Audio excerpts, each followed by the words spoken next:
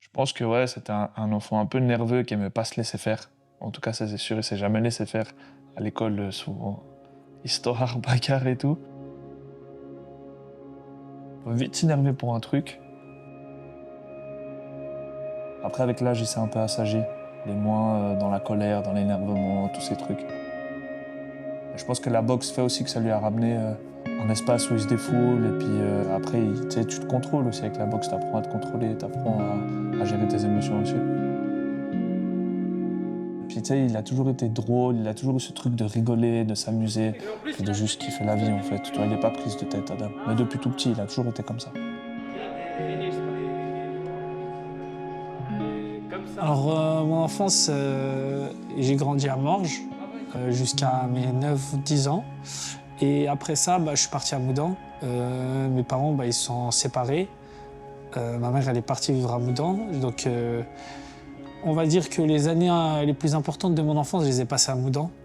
J'étais pas, j'étais pas très turbulent, mais j'étais pas vraiment sage. Et vers 15 ans, ma mère, elle a décidé de m'envoyer à Morges chez mon père, justement à cause de ses problèmes à l'école, pour éviter que je me fasse virer et tout ça.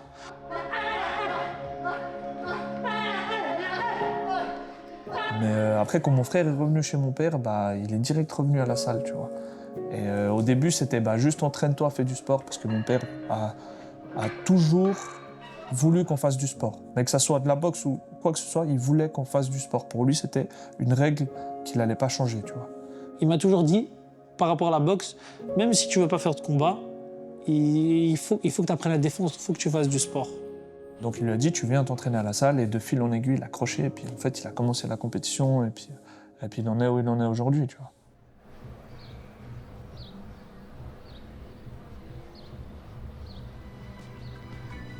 Ça n'a pas loupé.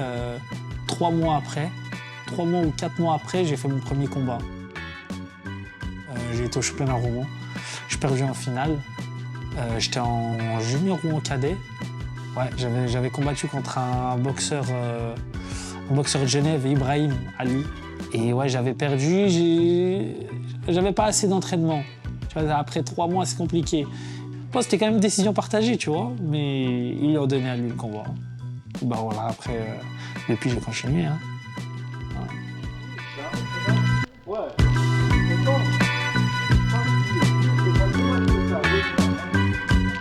Mon père, il dit tout le temps, il nous a pas forcés à faire des combats. Mais indirectement, quand même. Tu vois, par exemple, à la base, c'était un peu un guet-apens ce qu'il m'a fait. Quand je suis revenu, c'était mardi, jeudi, les entraînements. Tu vois, je faisais juste mardi, jeudi. J'ai commencé mardi, jeudi. Après, il a commencé à me rajouter le samedi des sparring. Ok. Après, de temps en temps, il m'amenait le lundi dans une autre salle au NSC à Lausanne. Il m'amenait là-bas. Après, j'ai commencé à faire tous les jours. Mais tu t'entraînes tous les jours, au bout d'un moment, c'est pourquoi. Depuis tout petit, tu vois, on baigne dans la boxe. Je suis toujours venu dans cette salle, tu vois. La première fois que mon père m'a amené, j'avais 3 mois. Il me poussait. Au bout d'un moment, il n'y a qu'une seule finalité là-dedans. C'est que tu vas faire des combats. Au début, je sais pas que j'aimais pas. Mais quand je suis arrivé à Morges, je voulais encore m'amuser, je voulais sortir. En plus, moi, j'ai aussi tous mes amis ici à Morges. Ça veut dire, j'étais là la semaine, je finissais l'école. Moi, je voulais pas aller à la salle, tu vois. Je voulais direct aller au terrain, à la Gracieuse, parce que j'habitais à la Gracieuse. Je voulais directement y aller, sortir. Puis, justement, lui, il me disait, non, non, il y a la salle. Donc, accroché, je sais pas, j'avais pas le choix, de toute façon. Et je suis monté dans le train, et voilà, ça y est.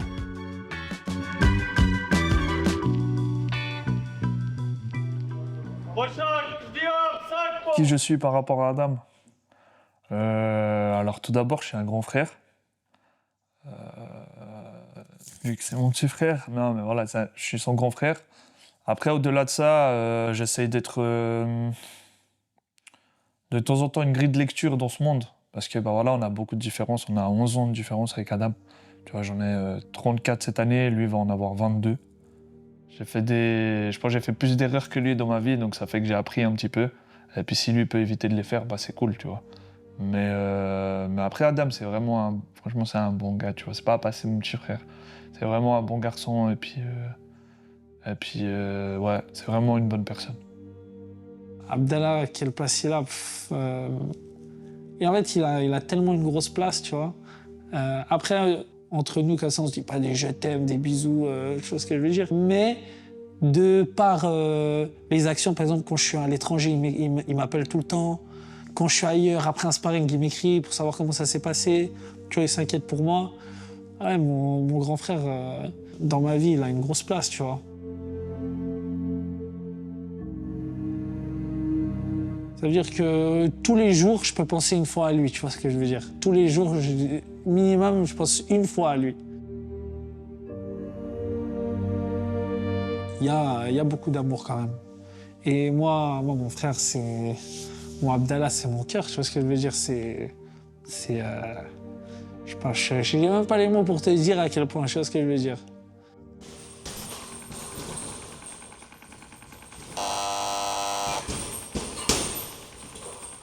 Avec Abdallah, c'était de la compétition, mais c'était de la bonne compétition. Même si des fois ça a dégénéré, mais c'était que dans la boxe, tu vois. Ça veut dire qu'au début, j'ai commencé, tu vois, je commençais la boxe. Ça veut dire j'essayais de faire comme Abdallah, j'essayais de faire tout comme lui. Tu vois, j'essayais de boxer comme lui. Et après, petit à petit, j'ai commencé à prendre du niveau. Donc, j'ai voulu un peu le dépasser par rapport à ça, un peu le dépasser par rapport à ça. Et lui, c'est mon grand frère. Comment il peut pas laisser le petit frère, tu vois ce que je veux dire. Et donc, petit à petit, j'ai commencé à monter. Et puis, bah, lui, avec le travail, tout ça, c'était un peu, tu vois, il s'entraînait, mais pas autant. Ça veut dire qu'il montait, mais je montais un peu plus vite. Tu vois ce que je veux dire. Au sparring, alors qu'il était correct au début, tu vois, et il allait doucement avec moi. Mais petit à petit, j'ai commencé à progresser. Puis, tu vois, des fois, de temps en temps, c'était serré, on va dire. Et c'est arrivé à ce stade, pendant le Covid, où vraiment, là, j'avais fait champion suisse. Et là, c'est vraiment là, j'étais en train de bien progresser, juste avant de faire mon tournoi en Bulgarie. Et là, vraiment, là, c'était des sparring serrés 2-3 fois. Tu restes un être humain comme tout le monde, on est deux hommes, et puis au bout d'un moment, bah, tu reçois un coup peut-être un peu fort, puis tu te dis putain ça fait chier, tu reçois le deuxième, tu te dis ouais là il abuse, tu reçois le troisième, tu te dis bon bah je vais lui rendre, tu vois. Après tu lui rends, lui il prend aussi, puis il dit ah putain en fait lui aussi il frappe fort, ok bah moi aussi je vais frapper, tu vois. Même après la sonnerie, des fois, il y avait des coups, c'était la guerre, tu vois, avec Abda, c'était la guerre. Et je te le dis pas avec fierté, mais voilà, tu vois, ça fait partie du jeu, mais 2-3 fois mon père il est rentré, il a dû nous séparer, il disait oh vous faites quoi? C'est arrivé même que on faisait sparring, ça a sonné, il m'a couru dessus. En fait, on a passé les cordes. On était comme au catch, tu vois ou pas, les Royal Rumble. Ah, laisse tomber des trucs de fou. Ouais, mon père, il nous séparait des fois. C'était la folie, laisse tomber. Mais on n'est pas les seuls frères comme ça, je tiens à le dire. Il y a plein de frères où ça se passe comme ça, mais ça reste un sport où tu te tapes dessus, puis t'as un ego, et puis voilà, c'est normal que t'acceptes pas de te faire taper, tu vois. En tout cas, moi je vois la vie comme ça. Mais c'était une bonne compétition parce qu'au final, celui qui m'a le plus aidé à progresser, en tout cas, qui m'a fait progresser le plus vite, c'est Abdallah. Tu vois, tu sais, quand tu es tout le temps en compétition avec quelqu'un, tu essaies de plus faire, tu vas te dépasser toi-même, tu vois. En essayant de dépasser quelqu'un d'autre, tu vas aussi te dépasser toi-même. Donc du coup, c'était une compétition, mais c'était une bonne, tu vois, qui m'a vraiment aidé à progresser, à monter. Et après, maintenant, bah, tu vois, maintenant, je cherche plus à dépasser Abdallah. C'est mon frère, il y a aucune animosité, il y a rien du tout, tu vois. C'est plus le même objectif, c'est plus la même vision, mais forcément, tu peux pas te prendre la tête vu que moi je suis pas dans ce truc-là, tu vois. Peut-être lui il peut se prendre la tête, mais même pas, parce qu'il sait que je fais tout pour l'aider, tu vois. Adam, c'est quelqu'un qui est très assidu, qui s'entraîne sérieusement. Alors il arrive un petit peu en retard aux entraînements, mais il est toujours là aux entraînements, il va toujours se donner 2 fois plus que tout le monde, il va toujours demander plus. Souvent à mon père il lui dit non mais viens on fait encore plus, alors que mon père il a dit ouais non on fait ça, il dit non mais on fait encore plus. Et en fait il va chercher à aller plus loin. Donc c'est vraiment un travailleur acharné, c'est un gros travailleur et c'est un gars qui quand il est à la salle, il est sérieux et puis il est comme ça, il est droit. Je mange boxe, je dors boxe, je me lève boxe, tu vois, elle a une grosse place, tu vois, dans ma vie. Et surtout que j'ai mon père, tu vois, c'est un amoureux de la boxe, mon père. C'est-à-dire même à la maison, le moment où moi je m'écoute de la boxe, bah, Je rentre, il y a de la boxe à la télé. On a regardé tous les combats de boxe. Mon père, il mettait des cassettes à l'ancienne. Il avait des paquets de cassettes. Il mettait des combats, des vieux combats. On regardait, tu vois. On a toujours baigné dans cette ambiance boxe. Il y a des vidéos d'entraînement, tout. Ça veut dire que je suis toute la journée, boxe, boxe, boxe, boxe, boxe. Après, les vrais champions, bah, ils sont comme ça. Ils étaient 100% boxe. Ils pensaient tout boxe. Peut-être que je suis un futur champion. Peut-être ça va m'aider, ça, tu vois.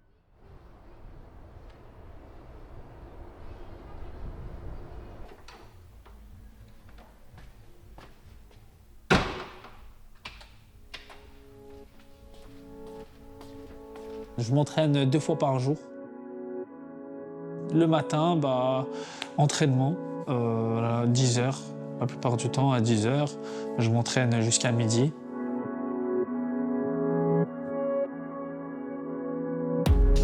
Midi, après je me repose, je mange, je me repose. De temps en temps, bah, je donne des cours. Dès que j'ai fini, je rentre à la maison et je retourne vers 17 heures à la salle. 17, 18 heures. Ces alentours, tu vois, ça dépend. Et dès que je finis, bah, je retourne à la maison. Je mange et je dors, hein. C'est ça. Je prends un jour de repos le vendredi. La plupart du temps, c'est le vendredi. Parce qu'il faut quand même prendre un jour de repos. Il faut laisser son corps récupérer, c'est important. La récupération, ça fait partie de l'entraînement.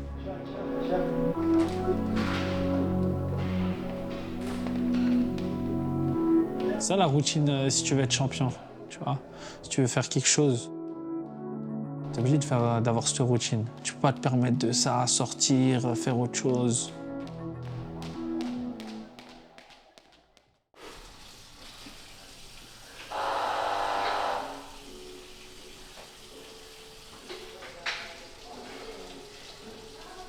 C'est sûr que je serais toujours fier de mon frère, quoi qu'il arrive, tu vois. Ça reste mon petit frère, et puis en tant que grand frère, tu vois, tu veux le meilleur. En tout cas, en tant que grand frère normalement constitué, tu veux le meilleur pour ton frère, et toutes ses réussites, tu les vivras intensément, tu vois.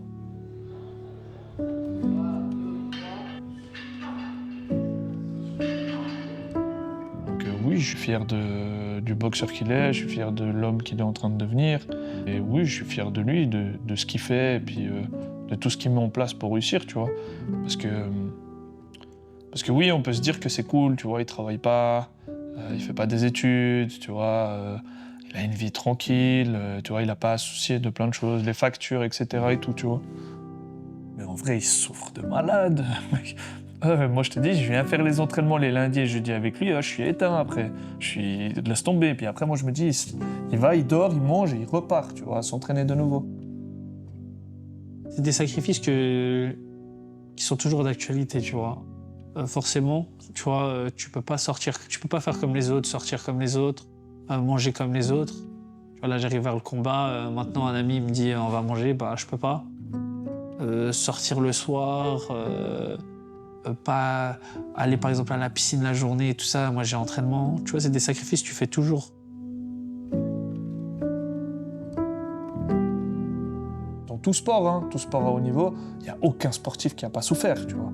Et en fait, ça, pour moi, c'est important, parce qu'en fait, il y a beaucoup de jeunes qui voient sur les réseaux, qui se disent « Ah ouais, mais vu que lui, il fait ça, en fait, c'est simple. » Mais non, le gars, il va pas te montrer quand il était en train de pleurer parce qu'il s'est blessé, puis parce qu'il avait trop mal, tu vois. Il t'a pas montré tout l'entraînement dans lequel il est en train de souffrir, et puis qu'il rentre à la maison, qu'il n'arrive même pas à se faire à manger parce qu'il est éteint.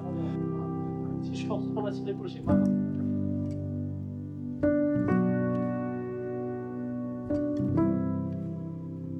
Alors moi, oui, il y a un moment où, dans ma vie où je me suis dit, voilà, la boxe, ça a fait son temps. Je m'étais blessé, en fait, j'ai eu une longue blessure aux côtes. Je me suis pas forcément dit, je vais arrêter la boxe, en fait, mais je me suis dit, je vais plus jamais avoir le même niveau. J'arrivais pas, en fait, à retrouver ce niveau. J'ai eu cette blessure pendant 1 an et demi. 1 an et demi, j'arrivais pas, parce que c'était mal soigné, tout ça. J'étais reparti en stage d'entraînement, ça s'était reblessé. Et je me disais, en fait, je vais jamais retrouver le niveau que j'avais.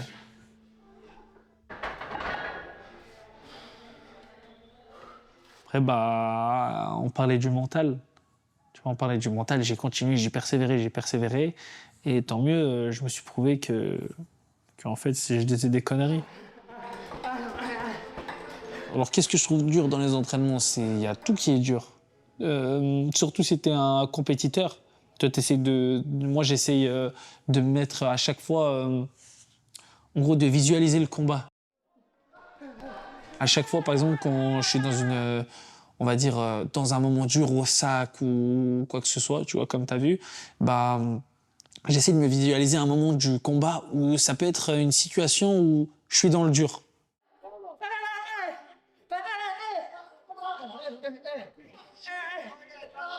Donc j'essaie de me pousser à fond, que ça soit vraiment un entraînement dur, tu vois. Que je sois satisfait, hein. Faut que je sois satisfait, tu vois, quand je finisse.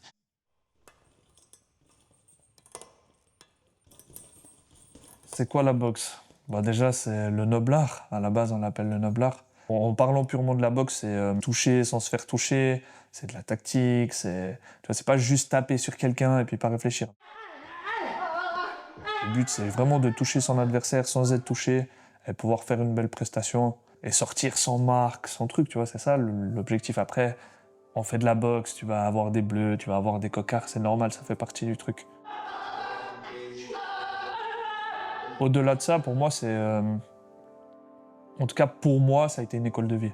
Tu vois, la boxe, elle m'a permis d'apprendre que dans la vie, on n'a rien sans rien. Il faut toujours se dépasser, il faut toujours aller chercher plus loin, il faut sortir de sa zone de confort, que rien n'est impossible, en fait, qu'avec du travail, tu peux y arriver. Pour l'exemple typique, tu vois, Adam, il s'entraîne ici dans une salle où, tu vois, on a du matériel, mais on n'a pas du matériel de ouf. Et au final, ça veut dire que tout est possible tant que tu travailles et que tu y mets du tien, tu vois, tu peux y arriver. Ça t'apprend surtout à être réaliste, la boxe. Aujourd'hui, vous en avez fait avec moi les abdos. Moi, j'ai plein de potes avant de commencer la boxe, par exemple, ils pensaient qu'ils étaient forts physiquement. Ils sont rentrés dans une salle, au final, ils ont vu la réalité, tu vois, ils ont vu que non, en fait, ils sont pas autant forts qu'ils le pensent, tu vois. Et c'est vrai que ça te ramène beaucoup à la réalité, la boxe. Nous, on a dû financer tous les camps d'entraînement qu'Adam il a été faire. Tu vois, il est parti au Kazakhstan 10 jours, il est parti en Espagne avec l'équipe d'Espagne, avec l'équipe de France, en plus tout seul. C'est tous des trucs qu'on a dû payer, tu vois. Tu vois ce que je veux dire? T'es un professionnel, normalement. Tu vois, c'est juste le nom pour le moment pro, c'est tout. La visibilité, sponsor et tout ça, oui, mais il faut trouver des gens qui ont envie de mettre de l'argent dans la boxe, tu vois. Puis là, moi, je suis en train d'organiser un gala, justement, qu'on va faire à Morges en novembre, là, pour Adam, pour qu'il puisse boxer à la maison.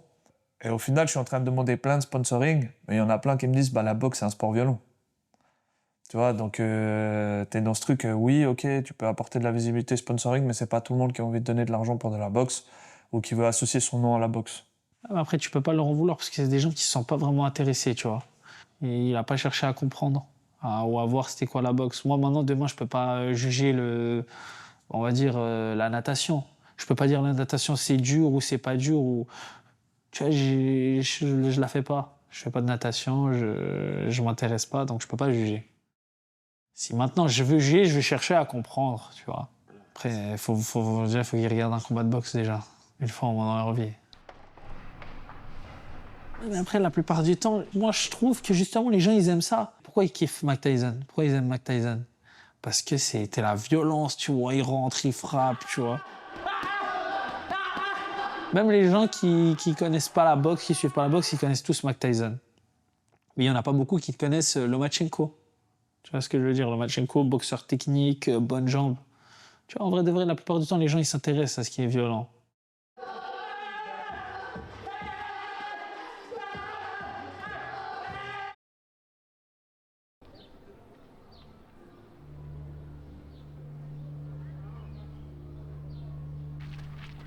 Je donne des cours ici, aussi aux enfants. C'est plus du plaisir aussi. Tu vois, je donne aux enfants, c'est du plaisir. Après, de temps en temps, c'est dur, tu vois ce que je veux dire? Parce que c'est des enfants, il y en a, ils sont comme moi quand j'étais plus petit. Tu vois, ils veulent s'amuser, ça, mais c'est du plaisir. Puis j'essaye aussi de leur, comment dire, de pas m'arrêter à leur apprendre la boxe. J'essaye aussi de transmettre des valeurs, tu vois.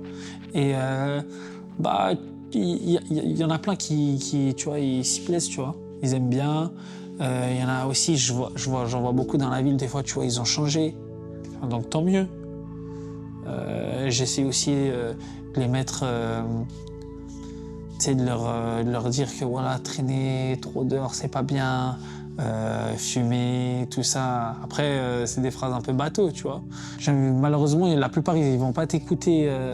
Ils écoutent pas leurs parents, ils vont pas venir m'écouter moi. Mais si je peux faire éviter une ou deux personnes, tant mieux. Après, si tu regardes les enfants, moi en tout cas, quand je vois, j'arrive des fois, les enfants, ils le kiffent trop, tu vois, ils l'aiment trop, ils sont tout contents d'être avec lui. Et même les gens, en règle générale, je pense qu'ils l'aiment trop. Après, il y en a qui sont un peu traumatisés par ces entraînements. J'ai eu des retours. Mais au final, quand je discute avec eux et puis je leur explique que, en fait, grâce à ça, ils ont pu se dépasser, puis ils ont pu aller chercher bien plus loin que leur zone de confort, ils se disent « Ah ouais, mais en fait, c'est vrai, t'as raison. » Mais sinon, après, donner les cours collectifs aussi aux adultes, tout ça, non, ça me plaît, ça me plaît. Tu vois, par exemple, moi, mon après-carrière, ce que je voudrais faire, c'est être entraîneur de boxe. Que ça soit en boxe ou en préparateur physique, ou en tout cas dans le sport. Tu vois, c'est quelque chose qui me plaît.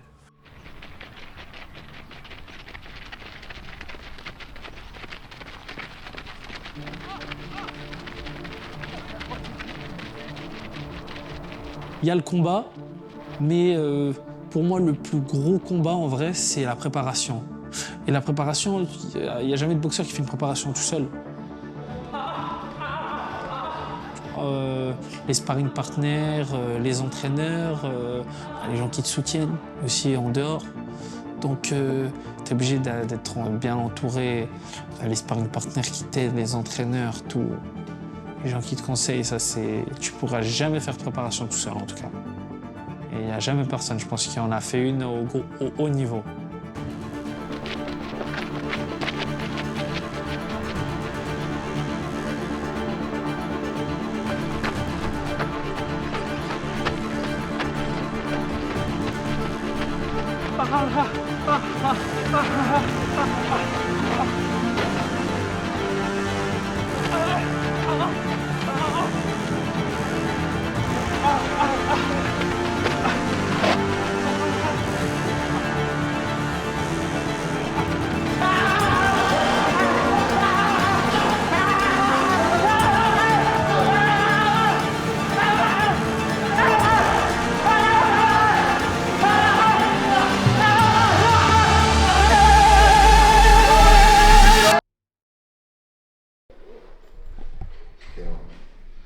Ouais, c'est dans 3 heures de temps. Mais t'es sérieux, tu t'imagines 3 heures. 3 heures. Je te jure. Après, t'as tellement d'adrénaline, tu dors pas de la nuit. Viens, regarde bien les mains, dame. Pas trop serré. Ah, ça c'est pas ça.